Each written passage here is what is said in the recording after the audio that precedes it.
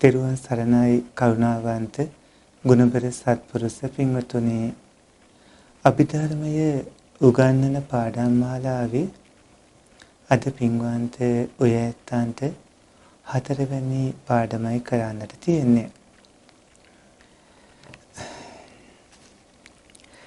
නමෝ තස් භගවතු අරහතු සම්මා සම්බුද්දස්ස නමෝ තස් භගවතු අරහතු සම්මා සම්බුද්දස්ස නමෝ තස් භගවතු අරහතු සම්මා සම්බුද්දස්ස.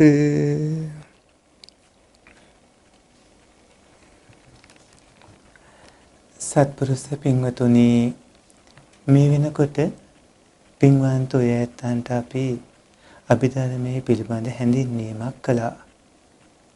ඒ වගේම ඔය ඇත්තන්ට සිත සම්බන්ධවත් කියා දෙමින් චුතිසිත ප්‍රතිසන්දිසිත භවාංග චිත්ත සන්තතිය ద్వාරයන්ගෙන් අරමුණු ගන්නා සිත ආදී විදිහට සිත පිළිබඳ හැඳින්වීමකුත් කළා. ඒ වගේම පින්වන්ත ඔය ඇත්තන්ට කාමාවචර, රූපාවචර, අරූපාවචර ලෝකෝත්තර විදිහට අරගෙන තව සෑම විදිහකින්ම භූමි වශයෙන්, ජාති වශයෙන් ආදී විදිහට සිතෙහි ප්‍රභේදත් විස්තර කරලා දුන්නා. අද පින්වත් ඔය ඇත්තන්ට කාමාවචර සිත් 54න් අකුසල සිත් 12 ගැන හැඳින්වීමක් තමයි කරන්න බලාපොරොත්තු වෙන. අකුසල සිත් 12 ඉගැන්වීමයි කරන්නේ.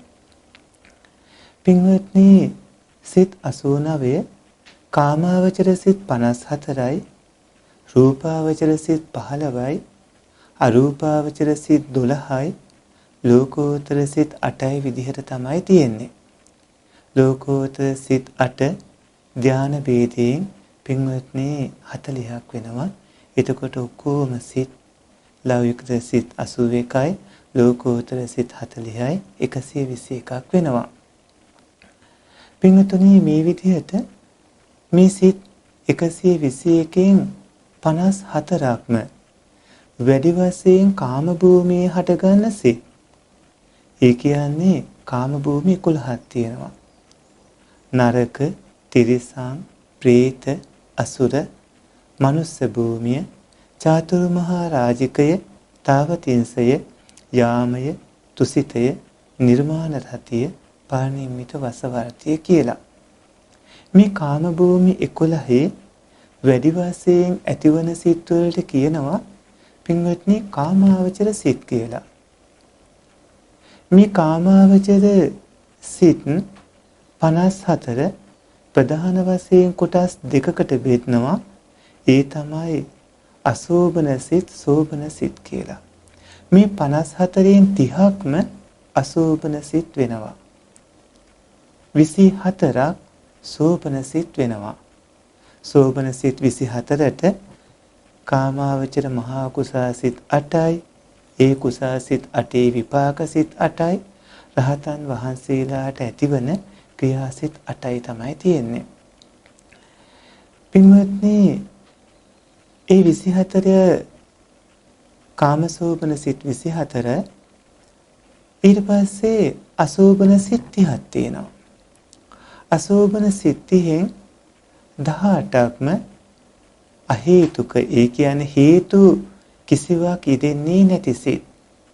හේතු කිව්වම හේතු 6ක් තියෙනවා. ලෝභය, ද්වේෂය, මෝහය, අලෝභය, අදෝසය, අමෝහය කියලා.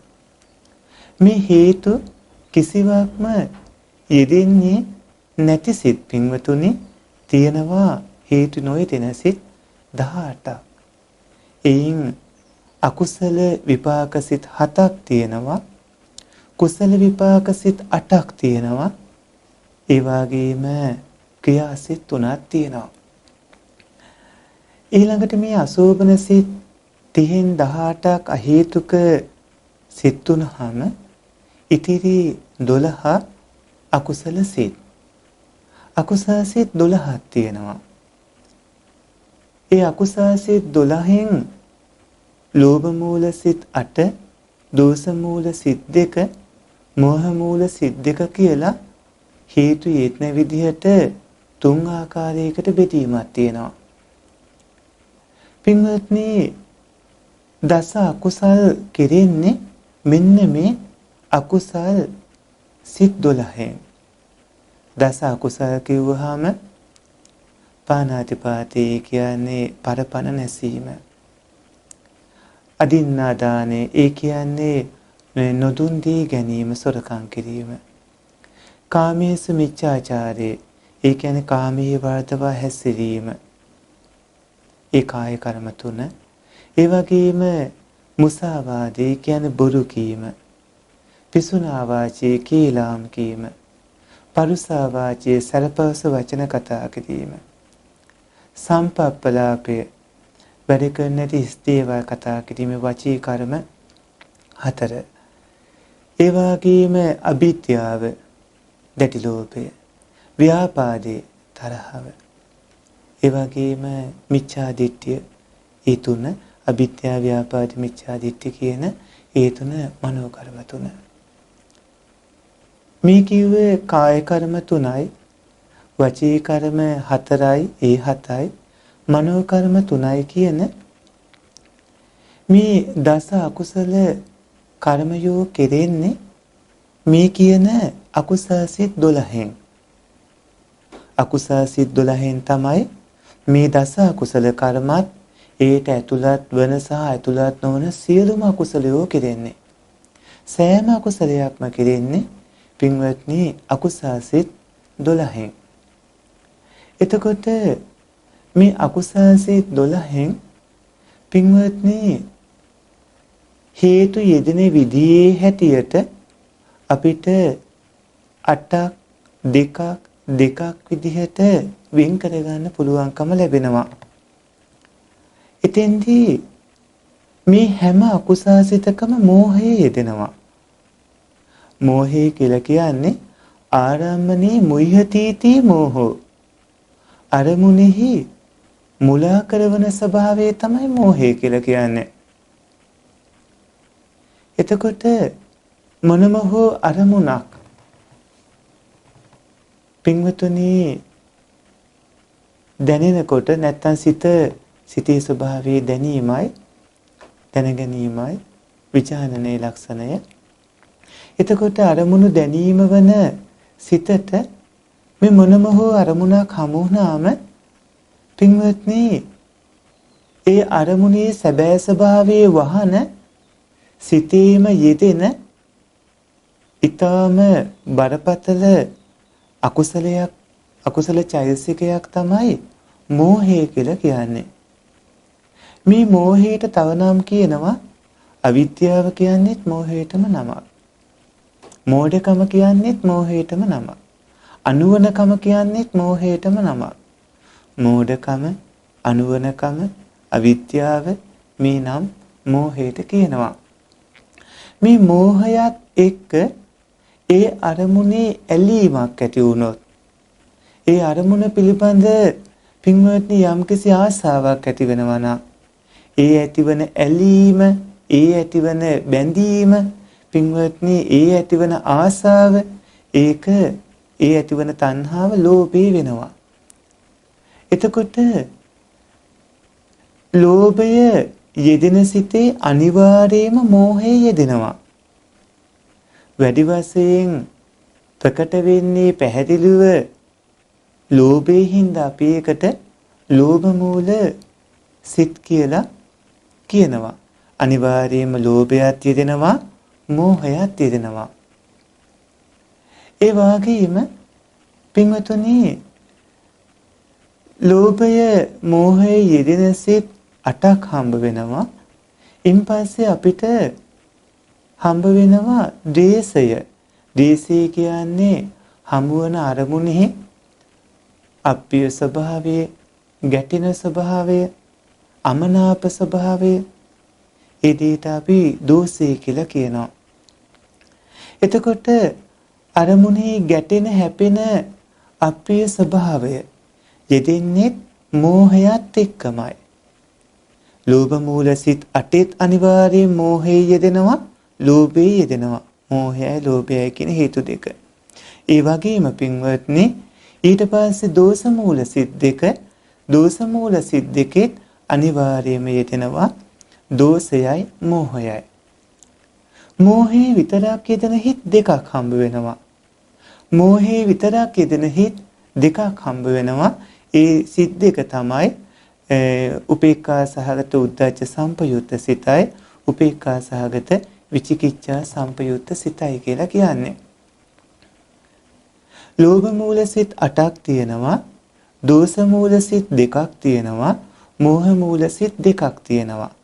මේ ලෝභ මූල සිත් 8න්, දෝෂ මූල සිත් 2කින්, මෝහ මූල සිත් 2කින් කියන මේ 12න් තමයි සතුන් මැරීම, සොරකම් කිරීම, කාමී වාතවා හැසිරීම, බුදු කීම, කේලාම් කීම, සරපවස වචන කතා කිරීම, හිස් වචන කතා කිරීම, දැඩි ලෝභය, තරහව, මිත්‍යා දෘෂ්ටිය කියන මේ හැම අකුසල කර්මපතයක්ම වෙන්නේ. හේතු යෙදීමෙන් කවුණු අංග සම්පූර්ණව යෙදුනොත් ප්‍රතිසන්දි විපාකات ලබා දෙන්න පුළුවන් මේ අකුසල සිත්වලට.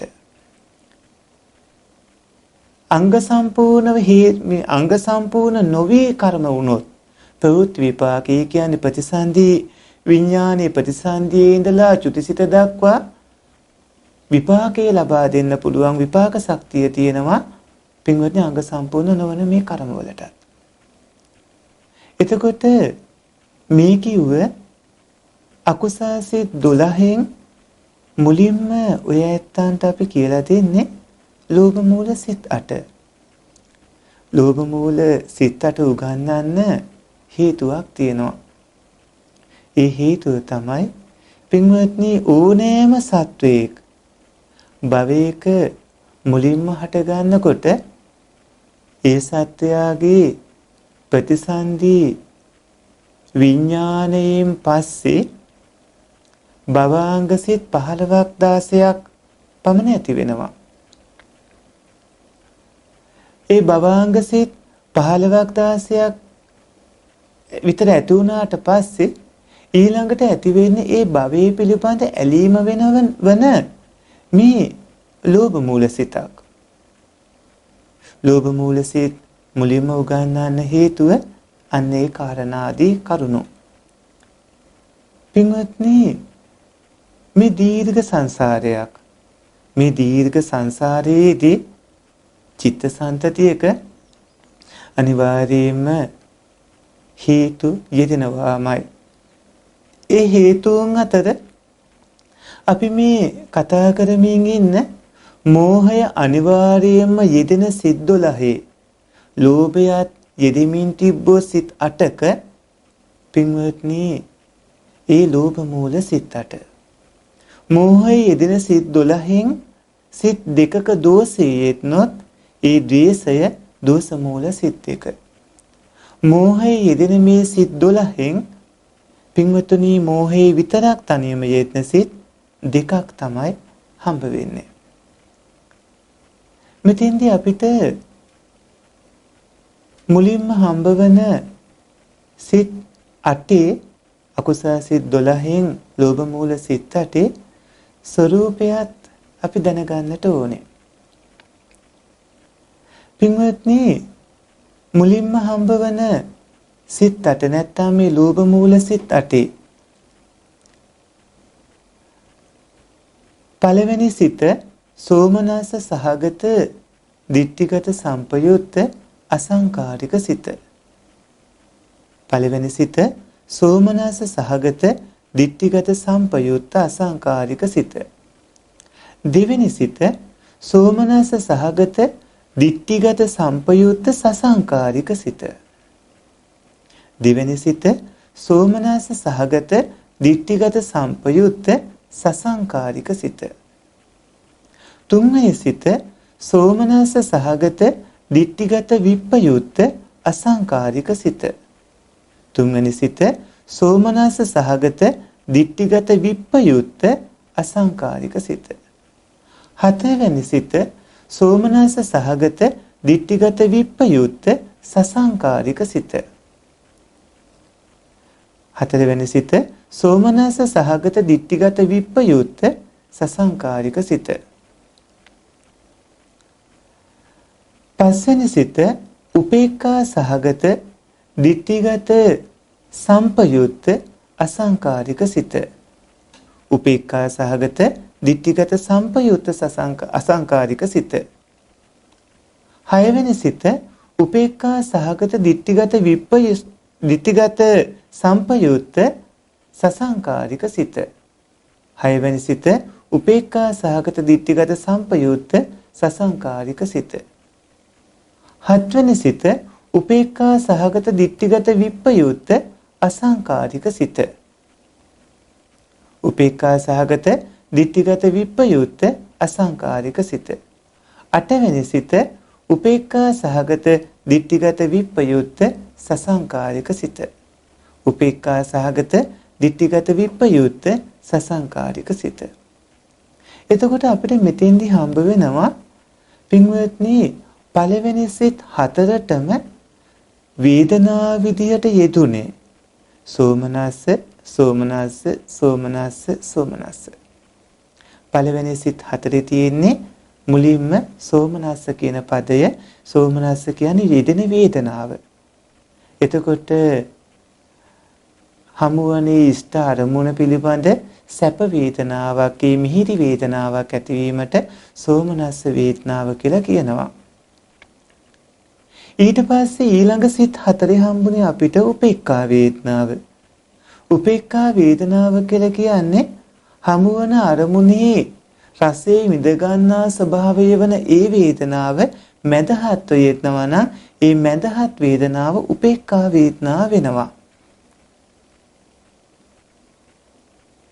මේ සෝමනස්ස වේදනා උපේක්ඛා වේදනා ගැන කතා කළාම උපේක්ඛා වේදනාව යෙදෙන සිත් බලවත් සිත් විදිහට ඔය ඇත්තන්ට කවුණු පෙන්වන්න බොහෝ කවුණු තින අපි ඊළඟ පාඩමේදීව කියලා දෙනවා. එතකොට ඊළඟට අපිට හම්බ වෙන්නේ ditthිගත සම්පයුත්ත සිත් දෙකක් හම්බ වෙනවා. ලෝභ මූල සිත් අටේ මුලින්ම හම්බ වෙන්නේ ditthිගත සම්පයුත්ත සිත් දෙක. දෙවනියට හම්බ වෙන්නේ ditthිගත විප්පයුත්ත සිත් දෙක.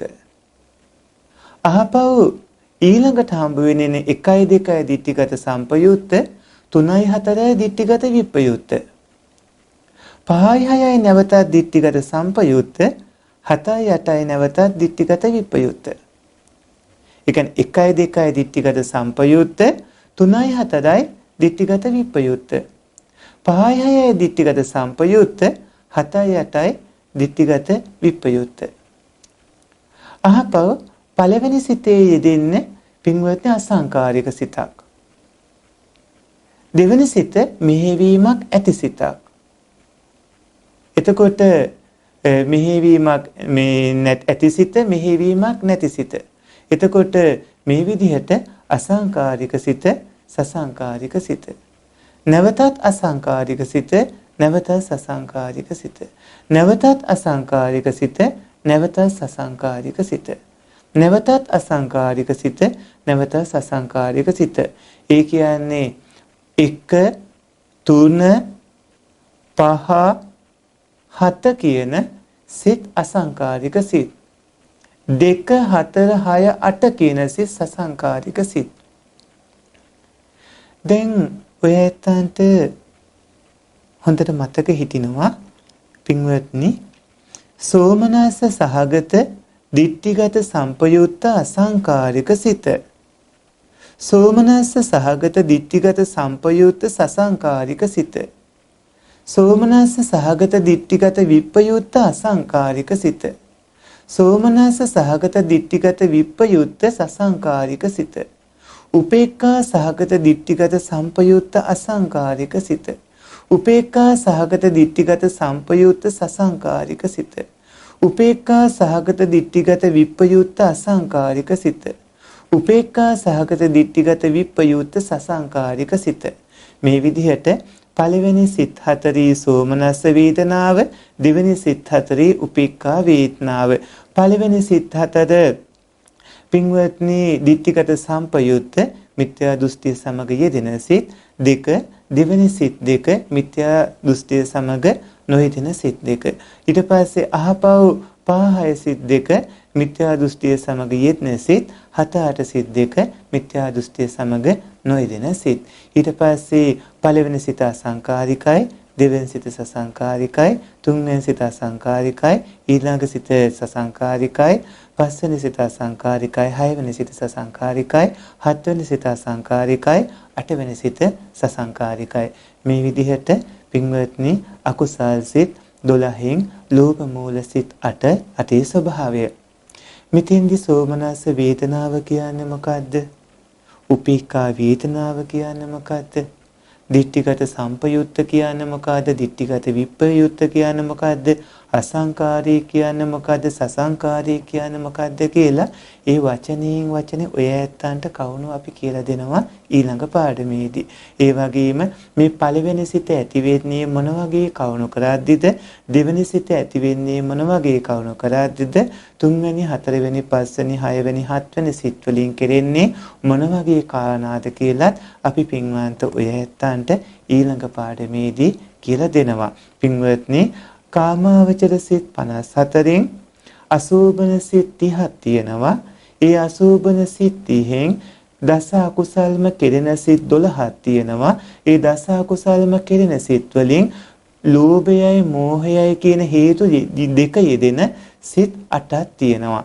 මේ ලෝභයයි මෝහයයි කියන හේතු දෙක යෙදෙන සිත් 8 වේදනා විදිහට උපේක්ඛා වේදනා සෝමනස්ස වේදනා 4යි උපේක්ඛා වේදනා 4යි ditthිගත සම්පයුත්ත 4යි ditthිගත විප්‍රයුත්ත 4යි අසංකාරික 4යි සසංකාරික 4යි විදිහට තමයි යෙදෙන්නේ ඒ තමයි ලෝභ මූල සිත් 8 ස්වභාවය ඒ විස්තර කර දෙමින් ඊළඟට සිත් ඇතිවන ආකාරය ඊළඟ පාඩමේදී පින්වන්ත ඔය ඇත්තන්ට අපි කියලා දෙන්නට බලාපොරොත්තු වෙනවා සත්පුරුෂ පින්වත්නි පාණාතිපාතය සතුන් මැරීම අදින්නා දානය සොරකම් කිරීම කාමීසු මිච්ඡාචාරය කාමී වාතවා හැසිරීම මුසාවාදේ බුරු කීම පිසුනා වාචී කීලාම් කීම පරුසා වාචී සරපවස වචන කතා කිරීම සම්පප්පලාපේ හිස් වචන කතා කිරීම අවිද්‍යාව දැඩි ලෝභය ව්‍යාපාදය තරහව මිත්‍යා දිට්ඨිය මිත්‍යා විවිධාකාර ලබ්ධීන් දුස්තීන් විවිධ මිත්‍යා වැරදි කාරණා පින්වත්නි මේ කිව්ව දස අකුසල් සියල්ලම කෙරෙන්නේ මේ අකුසල් සිත් 12න් අකුසල් සිත් 12 තමයි බොහෝ දිනාට දවසට වැඩි වශයෙන් ඇති වෙන්නේ වැඩි වශයෙන් අකුසල් සිත් 12 ඇති වෙනවා කියන්නේ වැඩි වශයෙන් නරක විපාක නරක ප්‍රතිඵල දීර්ඝ කාලයක් බුද්ධි විඳින්න සිද්ධ වෙනවා මේ ඇතිවන අකුසලයන්ගේ විපාක විදිහට ඊළඟ පාඩමේදී පින්වත් ඔය ඇත්තන්ට අද උගන්න පුළුවන් මූල සිත් 8 වචනයෙන් වචනයට කවුණු විස්තර කරලා ඒ සිත් ඇතිවන ආකාරය උගන්වන්නට බලාපොරොත්තු වෙනවා අපි ධර්මයේ ඔබ ඉගෙන ගත යුතුමයි සීසත් ධර්මයේ නිර්වෘල තීරුම් ගන්නත් දසපාරමිතාවන්ගෙන් ප්‍රඥා පාරමිතාව වැඩෙන්නත් අභිධර්ම ඥානය ඔබට මහෝපකාරී වෙනවා පින්වත් ඔබ හැමදෙනාම අද අභිධර්ම පාඩම ඉගෙන ගනිමින් රැස් කරගත් පුණ්‍ය ධර්මයෝ නමින් මිය කියන දෑයිනට අනුමෝදන් වේවා කියලා සාදුනාදයක් පවත්වන්න දෙවියන්ටත් මේ පින් අනුමෝදන් වේවා කියලා සාදුනාදයක් පවත්වන්න නිවන් දකින්නට මේ පින් හේතු වාසනා වේවා කියලා සාදුනාදයක් පවත්වන්න ආකාසට්ටා ච බුම්මට්ටා දීවානාගා මහිත්‍තිකා පුඤ්ඤන්තං අනුමෝදිත්වා චිරන් රැක්කන්තු ත්වං සදා මිනිපුර අමාසාන්ති තපෝවනාරාම සීනාසනේ නිර්මාණය කළ බෝසත් ගුණතිස්ස පින්වත් ජයලාල් මැතිතුන් සාන්තිරන්තුංග මැතිණිය දූ දරුවන්ට ඒ වගේම මේ සියලුම ධර්ම ප්‍රචාරයේ කටයුතු සිදු කරන සත්පුරුෂ කල්යාණ කාර්ය මණ්ඩලයේ කල්යාණ මිත්‍ර සත්පුරුෂයෝ හැම දිනාටම ඔබ හැම දිනාටම නිදුක් නිරෝගී දීර්ඝායුෂ ලැබේවා. තිරුවන් සරණයි.